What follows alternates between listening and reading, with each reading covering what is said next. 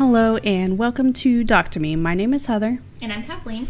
And this week I am super excited. It's something I know I've been wanting to cover, but I felt like we needed to at least wait until the subject of this week finished up in court. Which has been a long time coming. Yeah, I'm sure you can figure it out. We're covering the Jinx. Yay! The Jinx, The Life and Deaths of Robert Durst is a 2015, that seems... Yeah, I feel like it was just yesterday. I know. Yeah, 2015 HBO documentary miniseries about New York real estate heir Robert Durst. It was written by Andrew Jarecki, Mark Smerling, and Zach Stewart Pontier. Fancy. That's a French name. Yeah, 2015. I did not think it was that long ago. I remember when my husband, introduced the docu-series or whatever, and he was like, oh, it's about this guy who's just, really unlucky and everyone around him dies. And I'm just like... And then we started watching it, and I was like, that is not what happened here. No. It's like, that is not the premise of this documentary. Yeah, I don't trust anybody who mysteriously had... That's like women who are, on their 8th husband, and 5 of them have mysteriously died. And love. No, bitch, you're the problem. Oh, God, what was that? Gun Barrel City? That woman? Yes! All the husbands. Yeah. No. At some point, when you are surrounded by bad luck, you have to start wondering if maybe it's just you. Yeah. She tried to pass it off as she's some little old lady, and it was like, no. I'm not buying it. So the series was directed by Jarecki, who had previously directed the feature fictional film All Good Things, inspired by Durst's biography. He also, was it Capturing the Freedmans? I don't know if you've ever seen that one. It sounds familiar. Or it's like a dad and son, and then they get accused of molesting kids, and it's rough. I don't want that to be one of the ones we cover. No, I prefer to pass. Anything with kids, I prefer to pass on the child molestation. Mm-hmm. Or even children deaths. I can't. Yeah. That's why you're like, Dear Zachary. I'm like, I can't. That one is just so rough. Oh, yeah, no. That one makes me cry.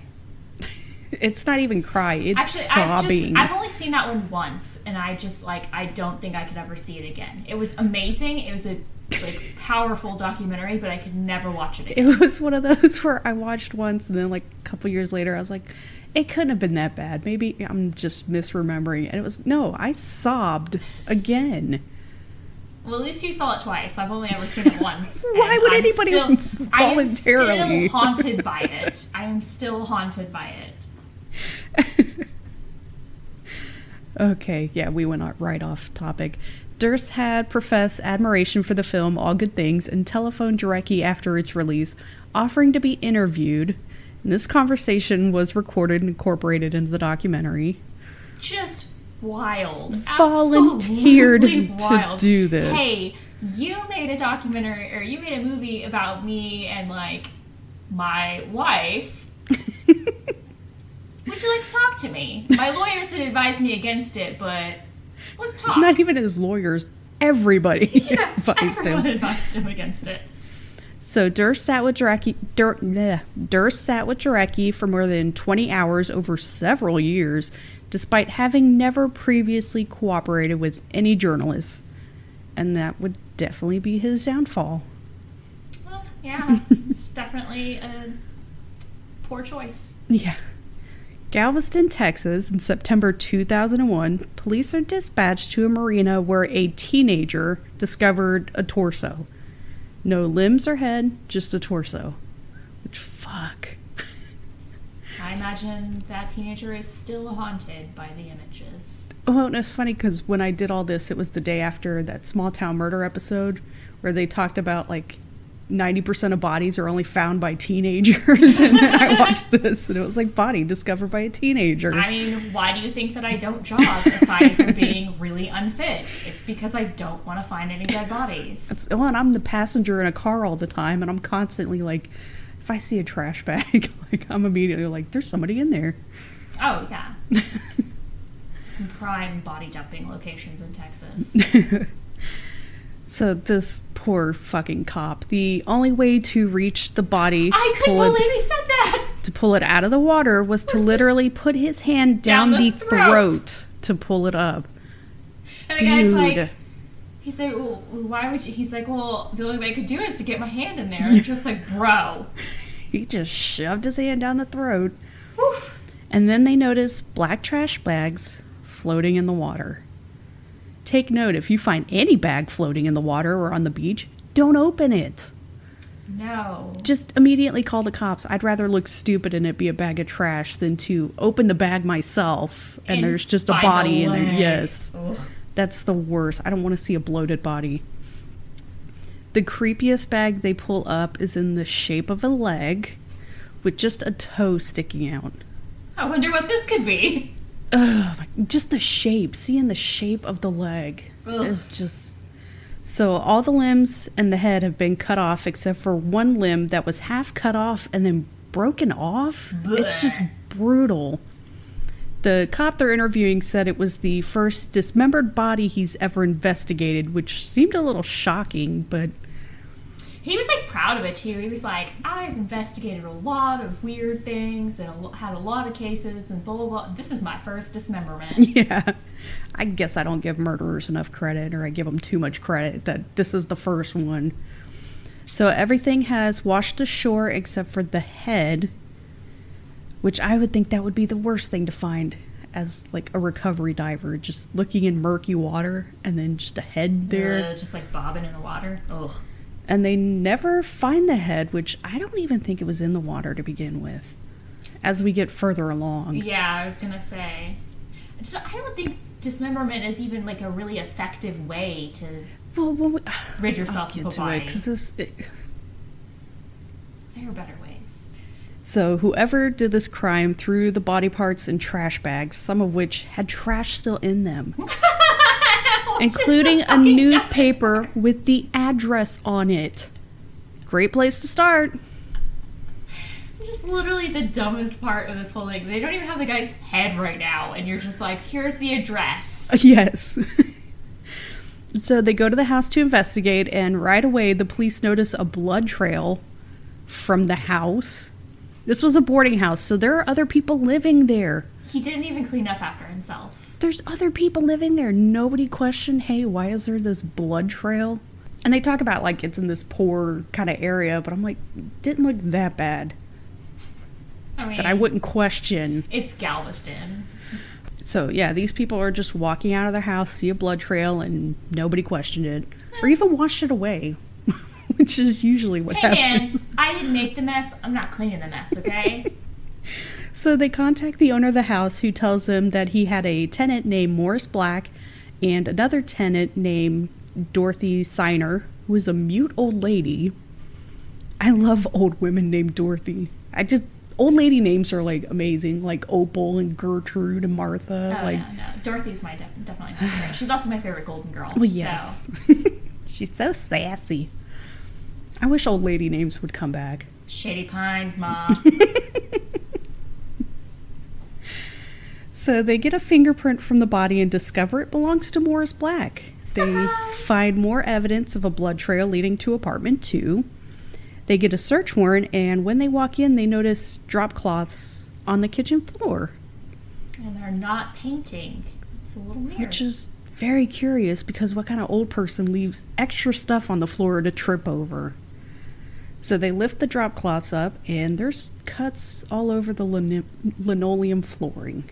God damn, he is not getting his deposit back. Like what you would get if you chopped up a body. They cut up a section of the linoleum and find a blood stain that they are able to match to Morris Black. So, fairly quick work figuring out who the body belongs to. Oh, yeah. It was like instantaneous. Don't even need a head. The head. Yeah. So, the apartment they find all this evidence in belongs to old lady Dorothy, and the detectives find it curious that she lives in this poorly furnished dump, and yet the landlord said she's gone all the time traveling. So you have money to travel, but not enough to rent a nicer place? And, like, the furnishings in it, like, they did not fit an old lady. Lack of furnishings. Yeah, it was like some kind of, like, hobo living lifestyle. Or like your first apartment when you're out on your own. Yeah. They're just missing the pizza boxes everywhere. Milk crates. To sit on. The inflatable couches. And your ass cheeks always stuck to you. Oh, God, I miss those.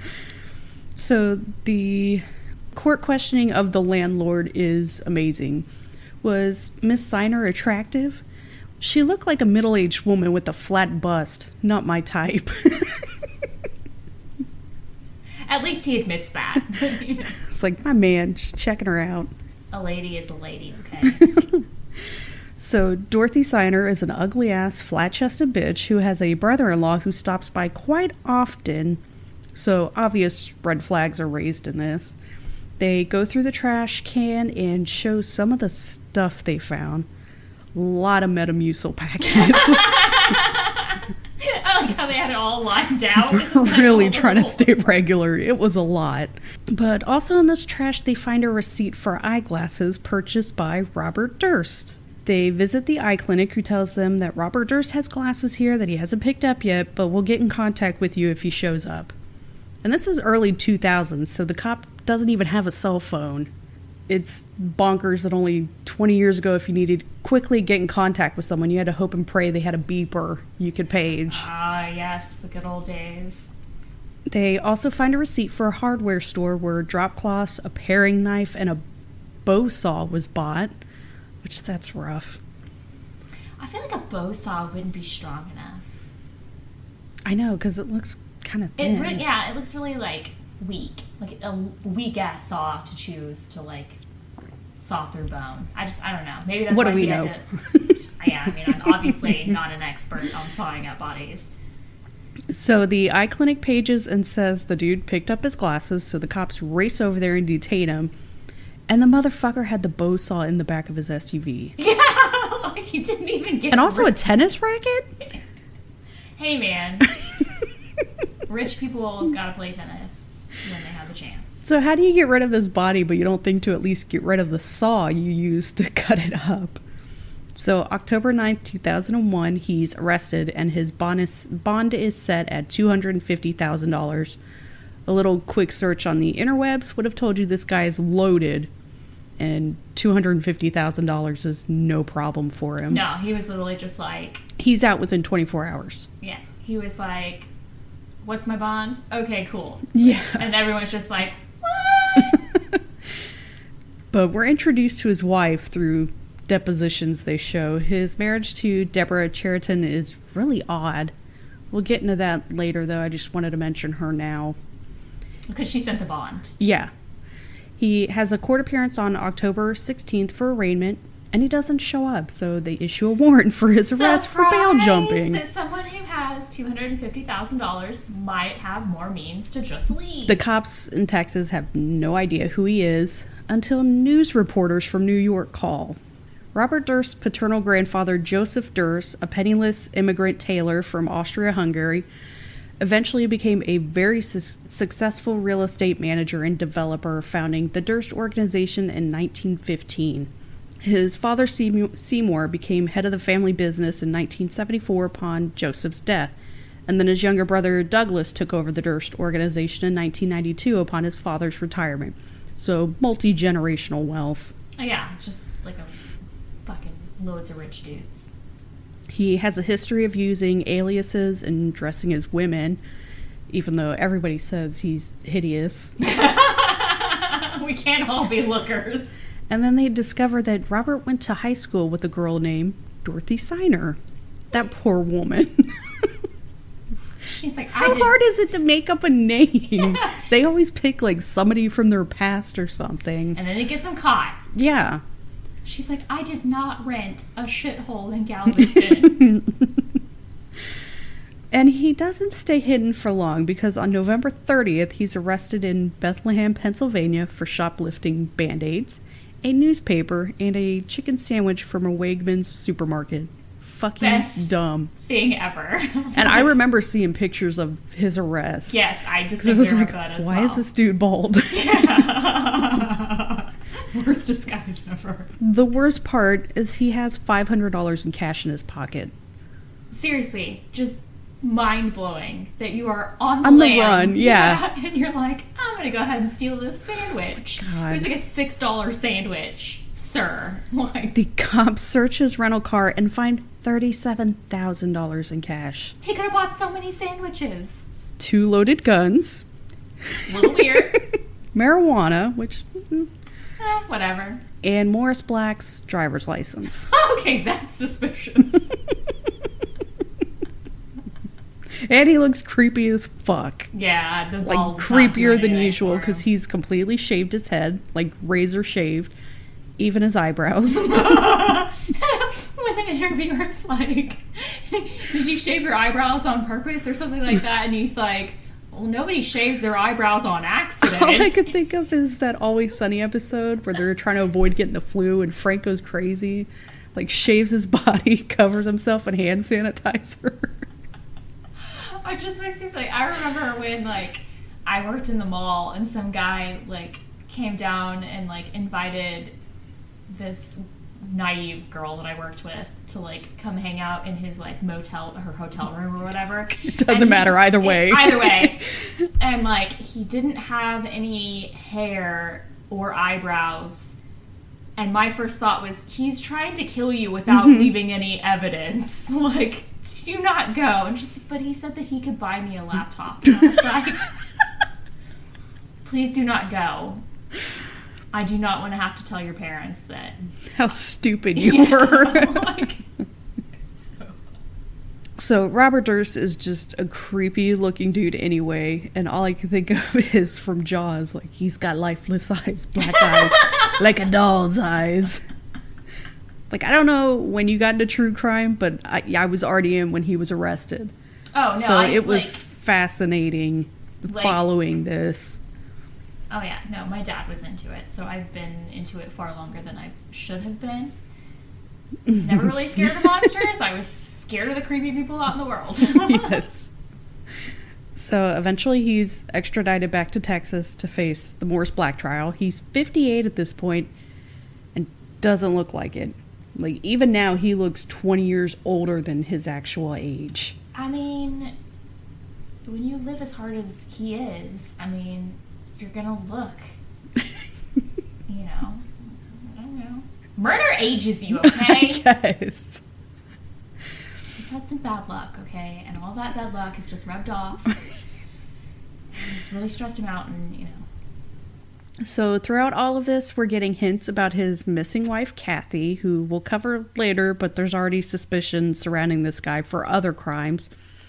And there are a lot of clips and interviews with Jeanine Pirro, which, speaking of crazy, I loved watching her show back in the day, like Judge Pirro.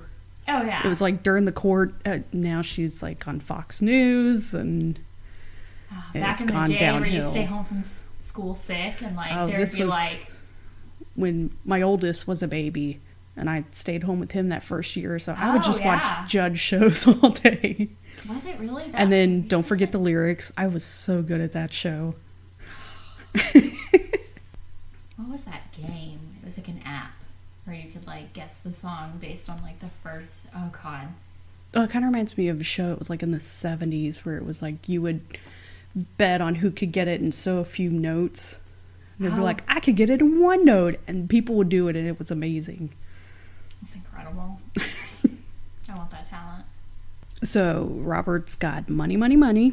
He hires 2 big-name defense attorneys because he couldn't decide between which one to go with. Wish I had that problem. Which is bonkers. I can't decide between the 2 of these things. I'm gonna pick both. Also, did you notice the way Robert Durst drinks water? It offended me. He lifts his upper lip so his teeth are exposed. So it just looks like he's growling, but he's drinking water. I hated it. It was so bizarre. It was highly offensive. If I saw anybody do that, I'd be like, they murdered somebody. There's something wrong with that, man. Yeah. So let's learn a little more about his past and how he grew up. Robert Allen Durst was born April 12, 1943 in New York City to Seymour and Bernice. Bernice is a good name. I love the name Seymour because I always think of Seymour Butts. Mm-hmm. Good old Simpsons. His siblings are Douglas, Tommy, and Wendy. And he and Douglas fucking hate each other. Dude, hardcore. Like, they legitimately had to have, like, sibling rivalry counseling. Yes. Which I should look into for my kids. His mother passed away when he was 7, and even that has complications. Yeah, like his story of that is just bizarre. She died as a result of a fall from the roof of the family's home. Robert claimed that moments before her death, his father walked him into a window from which he could see her standing on the roof. Douglas disputes this and says all the kids were at a neighbor's house at the time of her death. And Robert's just saying this to get sympathy. Yeah, so it was who weird. knows? They were showing it. It was like nighttime, and she's up on the roof. And then they said she died it was like an accident, like she fell. The media. Like, why was she on the roof in her nightie? The media reports that she slipped off the roof, but it's in the evening. She's in her nightgown. Obviously, it's a suicide. Like, yeah, I mean they're a rich family. They want to cover it up and sweep it under the rug. Father never remarried after this, which I find kind of weird. As children, Robert and Douglas underwent counseling for sibling rivalry, which didn't know was a thing. So they've hated each other for decades. Yeah, I can see why. In the fall of 1971, Robert met his wife, Kathy McCormick. She was working in New York City, and Robert was visiting from Vermont, where he had opened a small health food store. Called All Good Things. I'm wondering if he was there originally to visit his mother's grave, because she died in early November, and it was about that time. January 1972, Kathy leaves New York to come live with him in Vermont. Which is like super early into their relationship. Yeah. Which, I mean, I'm not judging, I'm just like... Because they met in the fall of 71, and then January she's moving with them. Yeah. He opened his health food store because he didn't want anything to do with his dad or the real estate business, and yet he sells the store in 1973 to move back to New York City to work with his dad. Yeah, it was a little weird how he didn't like the family, but then... I don't know. He's just a weird guy. I guess with that much money, I can be motivated to do almost anything. This section of the interview with Robert is really eye-opening. So Kathy's mother is talking about how she was trying to welcome him into the family and talk to him and so on, but he just sees it as, she's just trying to make me like her, and I hate spending time with this family. Yeah, I felt bad. Like, her family seemed really nice and normal, and he was just like... He thinks everybody's out to get him at any time. Yeah. It's like, he's just no, like, we're the normal ones. It's like, she wanted me to play nice. Why would you not play nice with her family? Like, what is going on here? He's very confusing. He resents his family with the money and resents Kathy's family because they're too friendly. Yeah. I don't know. They're too nice and normal, goddammit. Yeah, nothing would make this guy happy. Enough. I hate my family for being snobby and rich, but I'm not going to sink down to the level of making small talk with this down-to-earth family. And her family seems really sweet. They really do. Her mother was adorable. Mm-hmm. So the couple returned to Manhattan, where they married April 12th, 1973. Robert's 30th birthday. I thought that was weird they got married on his birthday. Probably so he didn't forget the anniversary. And it is not a happy marriage. He is very controlling. At the time of her disappearance, she does disappear, Kathy was a student in her 4th and final year of studying to be a pediatrician. Aww. She was only a few months short of earning her degree. The evening of January 31st, 1982, she appeared unexpectedly at a dinner party thrown by her friend Gilberta. She wasn't invited to. It was just out of nowhere. Gilberta Najami in Newtown, Connecticut. Gilberta noticed that McCormick was upset and was wearing red sweatpants, which seems really odd because all the pictures of her, she's dressed super nice.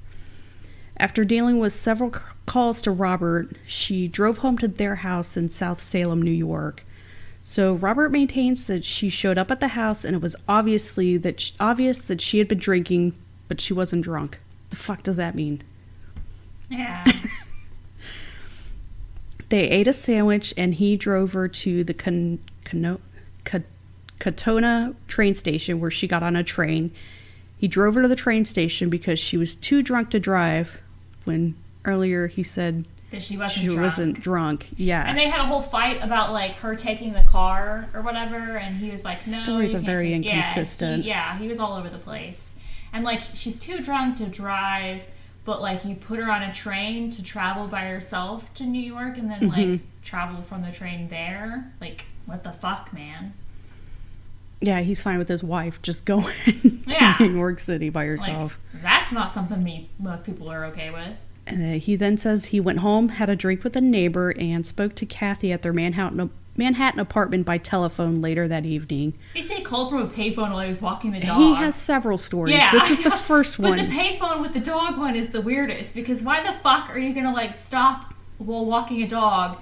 Like, and where do you find a payphone at? Like, in the middle of nowhere. Yeah. Just like, hey, I should call my wife. This first story is he calls her from their house. Although he later admits that to the police that he just went home and went to bed because, the neighbor says the drink never happened. Yeah. He just thought that saying that he had done that would have looked better to the police, even though lying is way more suspicious. Yeah. Like, it's weird how telling the truth is not as crazy as being like, I did something I didn't do. Also, if you're gonna lie, don't involve other people who have no idea what's going on. Yeah, like, you gotta get somebody in on your alibi if you're gonna use them as an alibi. The next day, a Monday, Kathy supposedly called in sick to school. Later that day, she was supposed to meet Gilberta at a pub called the Lions Gate in Manhattan. When Kathy failed to show up, Gilberta became concerned and called the police for several days. Later that week, Robert files a missing person report as well. Yeah, it's kind of weird how he didn't notice his wife was missing all week. The cops at first aren't that concerned. She's in a shitty marriage, so it makes sense that she might have just taken off. But I can't imagine her not getting into contact with a friend or at the very least her family. They seem very close. You tend to lean on for support.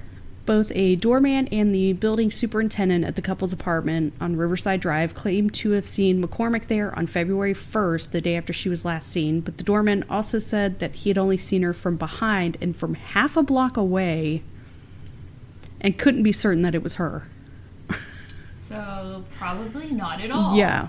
He later tells a private investigator that he didn't see her arrive at all and may not even have been working the night she disappeared. It's kind of weird. Not to mention the fact that, a certain someone has an affinity for dressing up as a woman. Only 3 weeks after Robert reported Kathy missing, the superintendent at the Riverside Drive apartment found her possessions in the building's trash compactor. And when Kathy's friends and her sister found out she was missing, they broke into the cottage home hoping to find her and instead found the place trashed and with mail unopened. 3 weeks before Kathy disappeared, she had been treated at a Bronx hospital for facial bruises. She told a friend that Robert beat her, but she didn't want to press charges. Kathy asked Robert for a $250,000 divorce settlement, and instead, Robert canceled her credit card, removed her name from a joint bank account, and refused to pay her medical school tuition. Which, would have gotten off so light with the divorce. Yeah, that seems aggressive. The weirdest part is at the time of the disappearance, Robert had been dating Mia Farrow's sister, Prudence Farrow, for 3 years. Robert initially offered $100,000 for Kathy's return, then reduced the award to $15,000. Which is just an insult. Classy guy. Like, you could have kept the, high reward amount. You knew that she wasn't coming back. Yeah, so who cares? At least look better. God. But yeah, dating Mia Farrow's sister. That was weird. And it has to be so frustrating for her friends and family. The cops are just buying Robert saying, oh, the marriage was fine. Just normal arguments. I read that they weren't even living together. Well, he's beating her. Yeah. The fact that she went to a hospital for injuries tells me all I need to know. That, clearly. So the cops just assume she left and she's shacking up with somebody else. They don't even check the house for any evidence. Sounds about right. That was the 80s, too. It's not like it was super far long ago. It's just crazy that the friends are having to do the police work, going to the train station, asking if anyone's seen her. going to hospitals, check to make sure she's not there, going through trash to find evidence. Literally, like, they were going on little, like, stakeouts to, like, root through this man's garbage. These women are amazing. Yes, I just want to say that, like, I hope that I have that kind of squad. That would just be like, we're going to solve this fucking mystery. Yeah. So even her family's trying to get in contact with Robert's family, and they're shut out, which I don't understand that.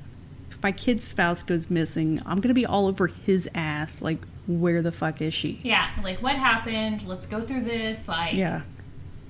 If they could be involved with the disappearance of someone they supposedly love, what's going to stop them from going after me? That's terrifying. That you're just fine with your son doing something like that. Money will buy you a lot of things. And then we couldn't hate this guy more. He talks about how Kathy had gotten pregnant, and he really treats it as it was her fault and her problem. Yeah. He doesn't want kids, and she knew that, so she needs to take care of it or get a divorce. What the fuck? Yeah, he's like, I made her take care of it. And he says he didn't want kids because he felt like a jinx, whatever that means. But he said the name of the documentary. He asked if he remembers the first time he hit her, and he says no. He's hit her so many times, he doesn't even remember the first time. Which is like, Jesus Christ. Like, if you ask my husband that, like, never. Yeah. Never hit me. Because that's a normal thing, to never be hit by your spouse. Yes. Like, whew. He's just like, oh, it's been so many times, I can't even keep track. Like, I don't Which hand? Which cheek? No, like... 8 years later, Robert divorces her, claiming spousal abandonment, which is rich. Piece of shit. And the case goes cold, which is so infuriating. Yeah, I mean, for her friends and her family who just have knew no all answers. along, and he's just out there enjoying life, stealing sandwiches.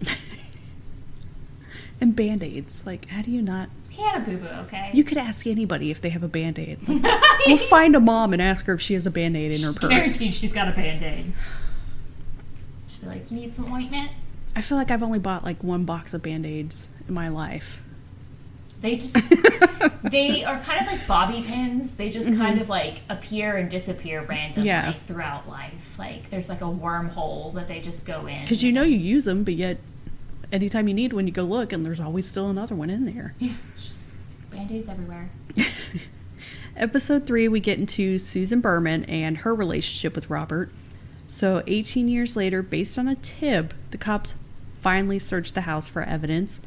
Unfortunately, he sold the house in 1990, so this poor woman who owns it now, I can't imagine living in my house for a decade, and then the cops come to the door and like... we think there may have been a murder here. Like that. I'm glad my house was brand new. Yeah. Like I don't have a basement, so there are no bodies under it.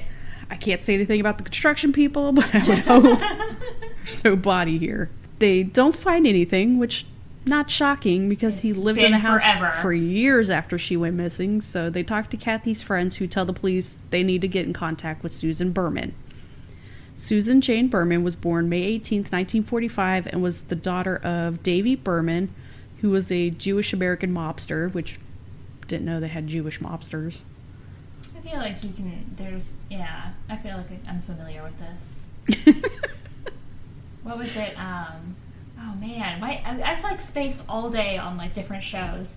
The one, was it Fargo? No? Was it Fargo? I don't know. Yeah.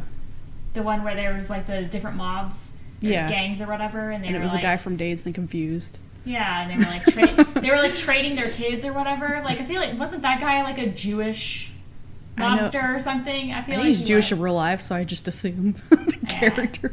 Maybe that's what it is. Maybe I'm just being... She later wrote about her life as the daughter of a mobster, which I felt like... that was weird, because she made it her entire personality.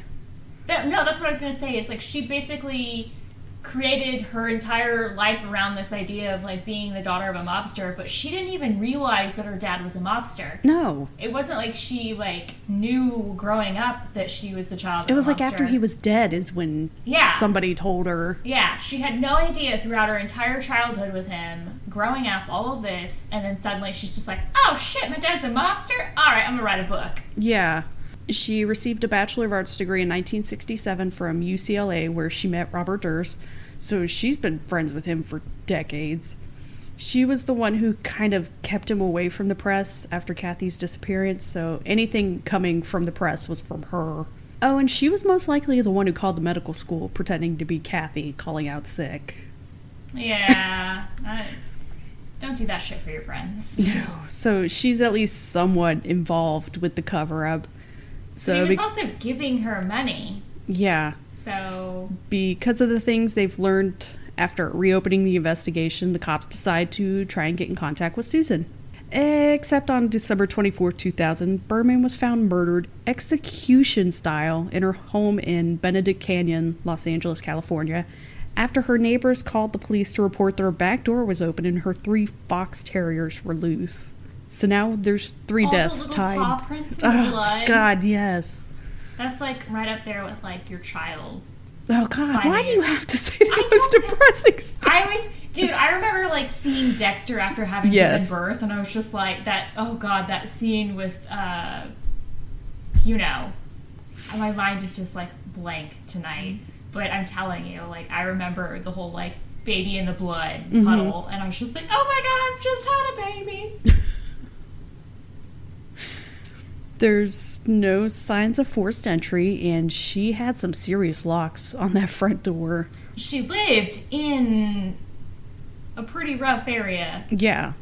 So nothing's disturbed, and if it had been a stranger, I can't imagine the dogs would have been okay. Because those are some yappy dogs. Yeah. So it's really weird. Cops were told to talk to her for evidence in another woman's disappearance death, and she ends up dead. And Robert is just flabbergasted by this. Yeah, he's like, she wrote a lot about, like, the mobsters or whatever. Just like, years before. Yeah, I don't think that she had any insight into that that was, like, worthy of a hit. They're not going to wait, like, I think it was, like, decades after she wrote the book to, like, now come after her. Like, 20 years later, after all this information has come to light, like, you've said something and you deserve to die. Like, I don't think so. But because her dad had dealings with the mob and she wrote about the mob, the LAPD doesn't even suspect Robert Durst. It's obviously the mob. Soon after, the police receive a letter directed to the Beverly Hills Police, spelled Beverley, not Ly, with the note listing Susan's address and the word cadaver. Which is so weird. And was postmarked the day before her body was discovered. So why would the mob even want the body to be found? Who mails a letter about a dead body? Like, obviously somebody who wants the body to be found. Nobody does that. Like, you have someone deliver it, you, like, anonymous call. Yeah, phone call, like, anything. But postmarking and, like, sending it in the, like, having the postal service actually deliver it, first of all, it's going to take days. What if it got lost in the mail? Because that shit happens, like, every day. Just ridiculous. So she owed a lot of money to different people and was several months behind on rent. They showed photos from her home, and there's no furniture there. She was living rough. Yeah, she was definitely getting by on scraps.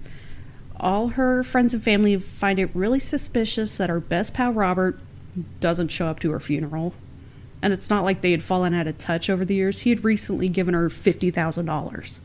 Which I've never done to anybody that I love. Yeah, you don't give that kind of money to someone you haven't talked to in years. And then, of course, less than a year later, Robert is arrested for the murder of Morris Black. And then by that point, he's suspected in Susan's death. Yeah, it's interesting how when you have that many murders, it kind of reminds me of the John Christie case, like when I don't remember that one. It was the guy who was executed for murdering his wife and their baby or whatever, and he was like, no, it was like the guy who I lived in like the boarding house with or whatever. He offered to give her an abortion, blah, blah, blah. He's executed, and then years later, John Christie's wife goes missing or is found murdered, and then they find all these like hookers and stuff in his walls of his apartment or whatever. And yeah, it turns out he had murdered a whole shit ton of people. And they're just like, what are the chances that 2 murderers are living in the same building? Yeah. Like, pretty slim. Don't think that's what happened. Pretty sure this guy murdered the other guy's wife, and he just, you know, suffered the consequences. Like, it's not something that happens. Like, you don't... It's like the I-5 killer. I hate saying having, like, a favorite serial killer, but his is, like, the most fascinating. He had been drafted by the Packers, and then he went on to murder, like, a ton of women. But he would murder strangers, and then also all these women that had been friends with him and stuff somehow ended up dead in their apartments. And it was like... Yeah, you just... You can't murder people you know. That's like rule number 1. Yeah, like you don't kill anyone that you know. Nobody that can be traced back to you. Like what? I don't understand how that doesn't cross your mind, but you can't be you like, have a wife that's missing, your friend's dead, who might have helped with the cover-up of your missing wife, and then a guy who's like your next door neighbor. Like, it's really stupid. I don't know anyone that's been murdered. I do, but it was a great-grandfather, like, in the 60s. So I technically didn't know them. Like, there's no amount of bad luck that gets you that many dead people around you like that. Like, maybe if you live in, like, a really, really, really rough area, maybe. I mean, maybe I will give you 2 separate people. Yes, but not people that knew each other. Not, like, more than one spouse. More than one Maybe spouse. A spouse and a friend or a family member, but it's got to be anything more than that, and I'm going to be very suspicious. Honestly, even 2, I'm still going to be like, that's weird, but if there's more than 2, you're guilty. Yeah, nobody has more than 2 dead spouses. 2 dead, any murdered people. Like, that's insane. Or like mysterious, just out of nowhere deaths. Like, I'm immediately thinking you poisoned them. Well, that's like the, moms, or, well, there was one where it was a dad. Multiple dead children. Oh, yeah. No, absolutely. Like, that's insane. Maybe, 1800s, but when you have 5 dead kids from SIDS, there's an issue. Yeah, and it's not SIDS. Like, no. Jesus. So many cases of that.